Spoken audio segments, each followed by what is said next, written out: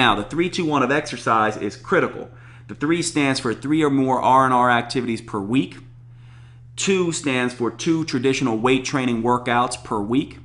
And the 1 stands for 1 hour or more of leisurely walking on all or most days. Very critical. The leisurely walking is absolutely critical because it lowers stress hormones and gets a nice restorative system, and also because you're moving constantly helps insulin sensitivity.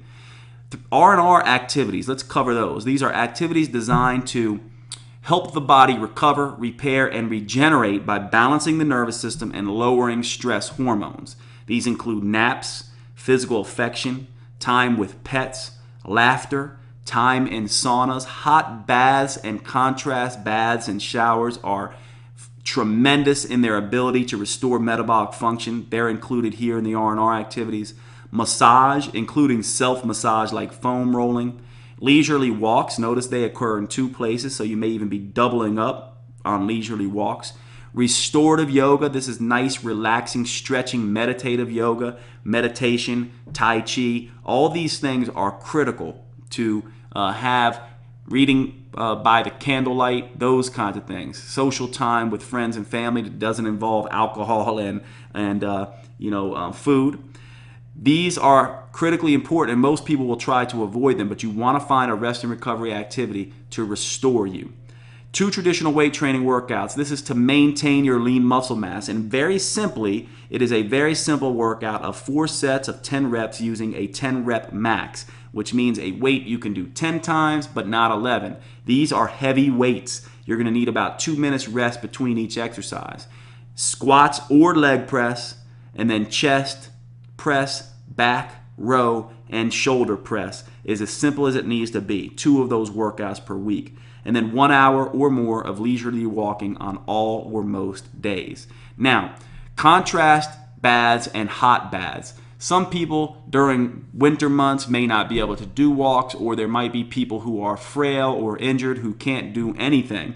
Baths can substitute. They're not as good as the leisurely walking, but they do have their own benefits. That's why they should be done either way, but they can substitute for exercise for those who can exercise. Adding Epsom salts to the bath are very restorative because of the magnesium in the Epsom salts, and very detoxing because of the sulfur in the Epsom salts. So adding Epsom salts to the bath, to get the effect, you're going to need to do about 4 cups of Epsom salt per tub. Also, this helps the hypothalamus, and because the hypothalamus is responsible for temperature regulation. So when you heat the body up and the body has to register that and then cool itself down, the hypothalamus is involved, and you're exercising the hypothalamus a little bit.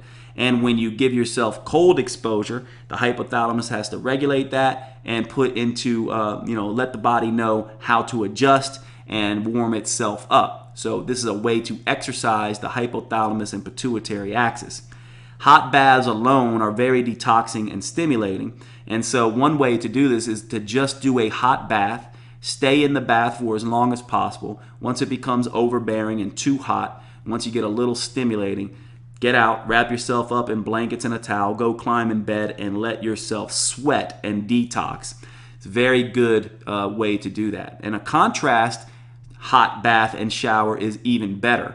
The thing to know is exposing yourself to hot water like this is relaxing at first, then it becomes very stimulating. So you'll get in the tub, it'll relax you, but then as you stay, you'll start heating up and you'll start feeling your respirations and heart rate picking up as your body starts to cool you down. So hot is relaxing, then becomes stimulating. Cold is stimulating and then becomes relaxing. And contrast is doing this by getting in a hot tub, soaking until it becomes uncomfortably hot, and then getting up and blasting yourself with a cold blast of water from the shower for 10 seconds to up to 60 seconds. Get back in the hot tub, get hot again, then cool yourself off again, and then back and forth. And the more you can have a very, very hot bath with a very, very cold shower, the more tonifying and more and better this is going to be for the hypothalamus and sort of the restoring, regenerative, and repair aspects of this treatment. When you do contrast, always end in cold water. And by the time you get to the end, that will be very comfortable for you. So this is the 3-2-1 protocol. Hopefully it makes sense to you. This is where you're going to start. And of course, with any protocol, the idea is to use it for its healing capabilities. Now you hopefully understand why this is so impactful and how come it is able to restore the metabolism so easily.